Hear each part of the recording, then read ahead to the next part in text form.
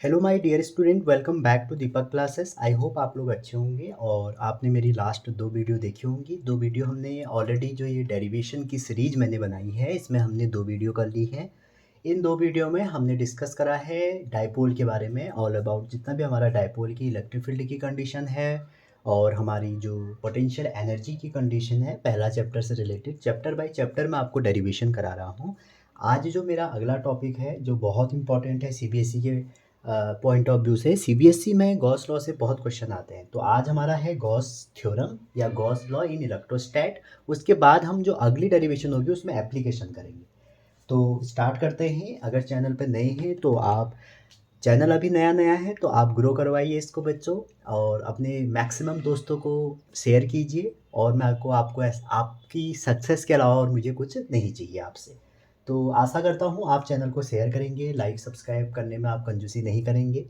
और अगर आपको कंटेंट पसंद आया, ठीक है, दिल से लाइक करना है बच्चों, अपनी एक फैमिली जैसी बनानी है। ये नहीं कि आपने कर दिया और छोड़ दिया, समझ रहे हैं।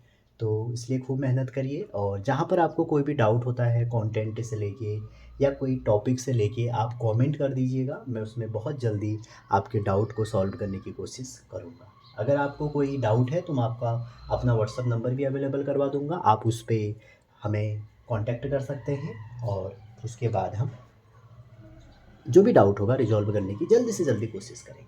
तो स्टार्ट करते हैं आज का डेरिवेशन। तो डेरिवेशन है गॉस लॉ। तो बच्चों गॉस लॉ दो इलेक्ट्रोस्टैट में भी है और मैग्नेटिज्म में भी है, तो आप इसको बोल सकते हैं गॉस लॉ इन इलेक्ट्रोस्टैटिक्स। तो सबसे पहले तो आपको स्टेटमेंट आनी चाहिए कि भैया इलेक्ट्रोस्टैटिक्स में गॉस साहब ने क्या कहा, मतलब क्या यूज है, क्यों हम इसको यूज करते हैं। देखो, नंबर लाना ही सब कुछ नहीं है बच्चों, कंसेप्ट सीखिए। अगर आप चीज़ों के कंसेप्ट सीखेंगे तो आपके नंबर ऑलरेडी आ जाएंगे, समझ रहे हैं।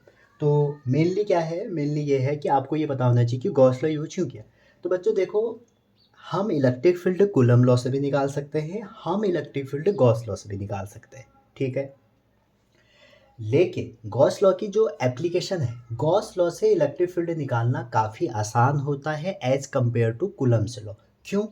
क्योंकि गॉस लॉ में हम, जो गॉस लॉ है हमारा, वो सिमेट्री बेसिस है। अगर किसी भी फिगर में सिमेट्री है तो सिमेट्री है तो वहाँ पर आप गॉस लॉ लगा देंगे। जैसे अगर कोई पॉइंट चार्ज है, मान लीजिए पॉइंट चार्ज क्यू है, तो यहाँ पर एक सिमेट्री हो जाएगी, जिस सिमेट्री को हम क्या बोलेंगे, स्पेरिकल, ठीक है। तो सिमेट्री का मतलब ये है कि एक पॉइंट या एक कर्व ऐसा जिसके अबाउट हमारा इलेक्ट्रिक फील्ड सेम हो, ठीक है, सिमेट्रिकल हो। मतलब सिमेट्री मतलब समझ रहे होंगे आप कि इसका जो इलेक्ट्रिक फील्ड होगा इस पूरे राउंड में सेम होगा, तो इसको हम बोल देंगे स्पेरिकल सिमेट्री। अच्छा, अगर हमारा कोई लाइन चार्ज होता, मान लो ये लाइन चार्ज होता, तो इसके लिए जो सिमेट्री होती, इसके लिए हमारी सिमेट्री कैसे हो जाती, सिलेंड्रिकल सिमेट्री हो जाएगी। तो लाइन चार्ज की सिमेट्री क्या हो गई, सिलेंड्रिकल हो गई।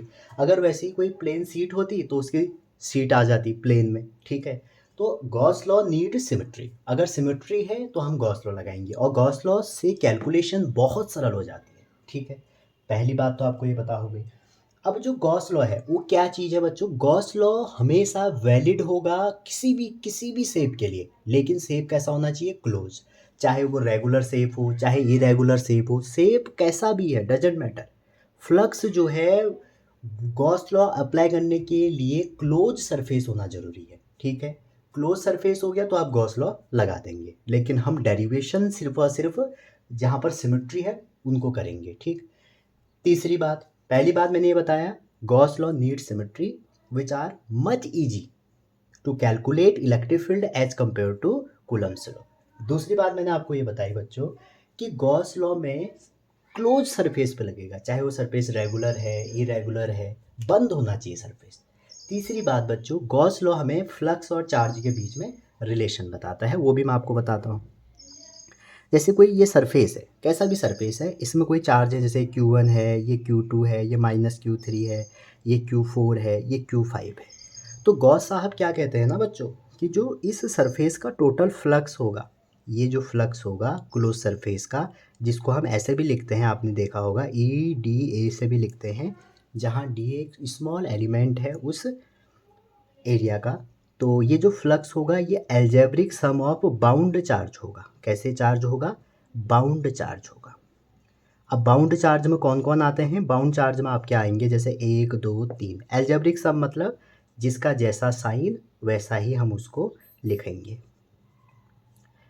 ये हो जाएगा। ठीक है।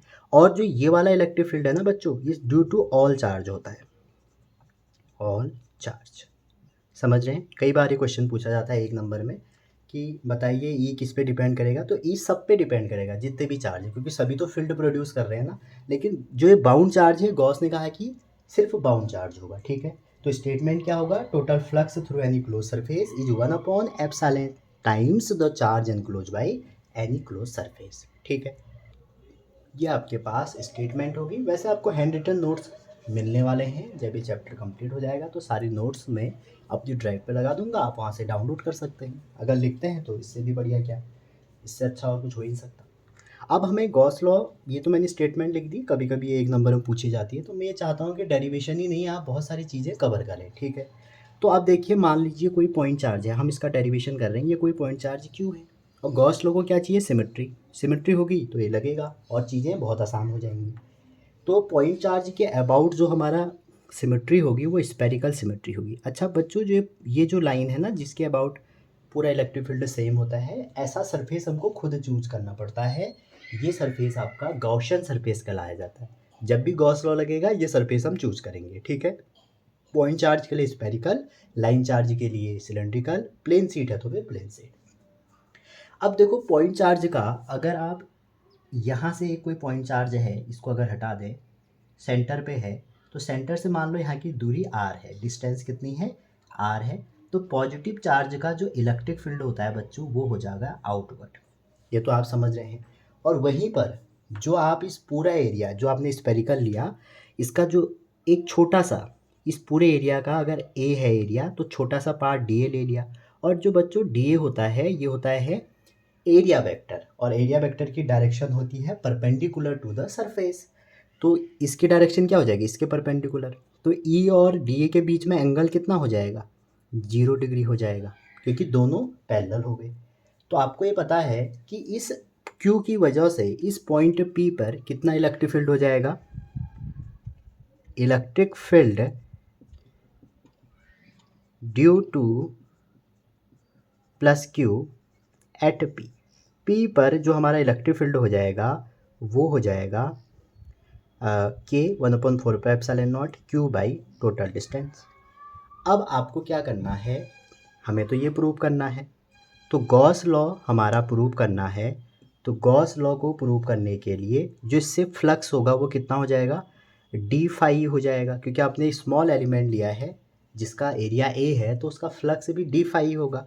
और डी फाई इक्वल टू क्या हो जाएगा? ई डॉट डी ए हो जाएगा। तो जैसे आप इसमें रखेंगे E D A cos theta हो जाएगा, और कॉस थीटा है हमारा 0, तो ये हो जाएगा ई डी ए। तो डी फाई ई की वैल्यू ये हो गई। तो जो नेट फ्लक्स है, जो हमारा नेट फ्लक्स है, आपको पता ही होगा जब छोटा एलिमेंट ले लेते हैं तो आपको उसका इंटीग्रेशन करना पड़ता है। तो दोनों साइड अगर इंटीग्रेशन करें तो इसका तो फाई हो जाएगा टोटल, और यहाँ पे कितना हो जाएगा? यहाँ पे हो जाएगा ई बाहर आ जाएगा, और जो एरिया होता है हमारा किसी भी गोले का वो कितना हो जाता है? 4 पाई आर स्क्वायर, क्योंकि आर हमारी क्या है? रेडियस है। अब आप देखिए इलेक्ट्रिक फील्ड की वैल्यू आपने निकाली है ई, इसको ई रहने दो, या तो ई की वैल्यू उठा के यहाँ पे रख दो। तो ये हो जाएगा 1/4πε0 Q by R square into 4 pi R तो भैया 4 पाई तो 4 पाई को ले डूबे, आर स्क्वायर को ले डूबे।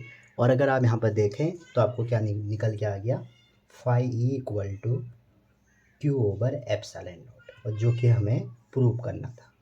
तो मेन कंसेप्ट समझ रहे हैं ना कि हमें क्या करना है? हमें सिमेट्री मेंटेन करनी है, ई और ए डी ए की, छोटा एलिमेंट लेके डी फाई निकालना है, फिर इंटीग्रेट कर देना है। और डायरेक्शन देखें तो ई की तो पॉजिटिव चार्ज की आउटवर्ड हो गई, और इस पी पर जो एरिया वेक्टर होगा ये भी आउटवर्ड होगा। दोनों के बीच में जो एंगल हो जाएगा, पैरेलल वेक्टर के बीच में एंगल 0 होता है। तो ये हमारा फ्लक्स का फॉर्मूला है, ये डॉट प्रोडक्ट होता है, चाहे तो आप वेक्टर बना लें।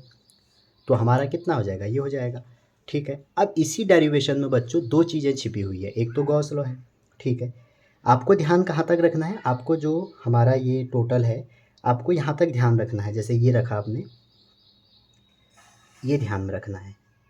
कई बार क्वेश्चन ये आता है, जैसे एक डेरिवेशन था ना, एक के साथ दो डेरिवेशन है, क्या आता है क्वेश्चन, या तो ये आएगा derive Coulomb's law, derive Coulomb's law from Gauss law, ये आता है, ठीक है, drive Coulomb's law from Gauss law.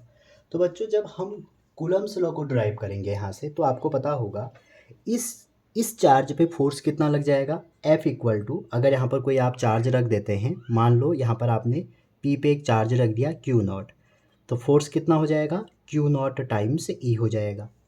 कोई चार्ज दूसरा तो रखना ही पड़ेगा ना, तभी तो फोर्स लगेगा दो के बीच में। मान लो मैंने कोई टेस्ट चार्ज Q0 रख दिया, तो फोर्स कितना हो जाएगा, किसी भी इलेक्ट्रिक फील्ड में फोर्स होता है QE, क्योंकि E इक्वल टू F/Q, तो वहाँ से हमने F इक्वल टू QE निकाल दिया। तो अगर E की वैल्यू यहाँ पर रख दो आप, तो आपको कूलम्स लॉ निकल जाएगा। अब E की कैसे निकालेंगे, यहाँ से हम क्या जानते हैं, अभी देखिए फाई, ये आपको ध्यान में रखना है, ये वाला, ठीक है।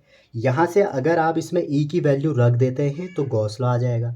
अगर E की वैल्यू ना रख के आप फाई की वैल्यू रखते हैं, क्योंकि उसमें लिखा हुआ आएगा कि गॉस लॉ से, ठीक है, तो ये तो 4πr² है, तो गॉस लॉ से क्या हो जाएगा, इसकी वैल्यू हो जाएगी Q/ε0 equal to E 4πr²,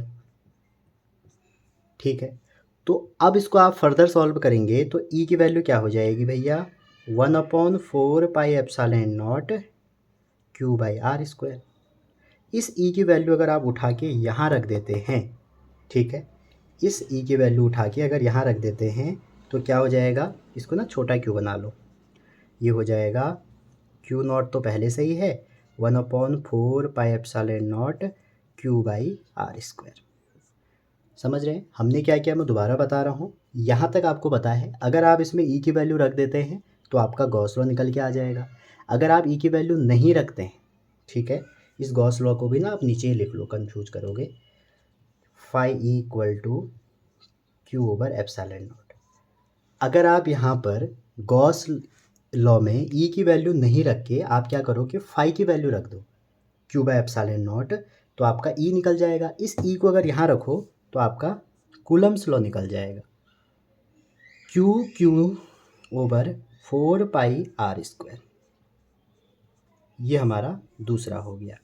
अच्छा एक बात और बताऊं, अभी मैं आगे कराऊंगा एप्लीकेशन में, लेकिन जब आप कंडक्टिंग स्फीयर का करते हैं बच्चों, किसी कंडक्टिंग स्फीयर की r डिस्टेंस पे जब आप वैल्यू निकालते हो तो वो इतना हो गया। तो इसमें 3 डेरिवेशन होते हैं, अगर आप इसको सीखते हो तो 3 डेरिवेशन एक साथ हो गए, समझ रहे हैं।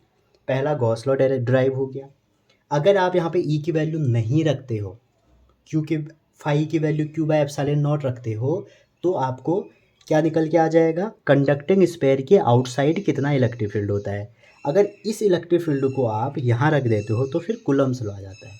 तो आपसे इसमें क्वेश्चन क्या आता है कि derive Coulomb's law from Gauss law, या ये आता है justify the statement Coulomb's law contain in Gauss law, या Gauss law contain Coulomb's law. तो इसका भी यही मतलब हुआ, ठीक है। और दूसरी बात अगर आपको आएगा कि what is the electric field outside due to conducting sphere, फिर आपको यहाँ पर छोड़ना पड़ेगा, ठीक है। कंडक्टिंग स्फीयर का तो मैं अभी बाद में बताऊँगा। तो ये थे मेरे डेरिवेशन की जो सीरीज़ है, डेरिवेशन सीरीज़। मैं चाहता हूँ कि आपको बहुत अच्छे से CBSE के बच्चे स्कोर करें। तो डेरिवेशन की सीरीज़ में जो मेरा आज का वीडियो था ये गॉस लॉ से था। अगर आपको समझ में आया तो लाइक शेयर सब्सक्राइब जरूर करें, दोस्तों को शेयर करें, अधिक से अधिक लोग जुड़े, और एक प्यारा सा कमेंट करें कहाँ पर समझ में नहीं आया, कहाँ पर आया, ठीक है। और दूसरी बात बच्चों, अब इसमें मैं आगे जो आपको कराऊंगा एप्लीकेशन ऑफ गॉस लॉ कराऊंगा, जिसमें मैं वायर, प्लेन सीट और इनके कराऊंगा। उसके बाद मैं फिर आपको कंडक्टिंग स्फीयर और नॉन कंडक्टिंग स्फीयर बताऊंगा। फिर इस चैप्टर के डेरिवेशन ख़त्म हो जाएंगे। तो मिलते हैं अगले वीडियो में। Wishing all the best.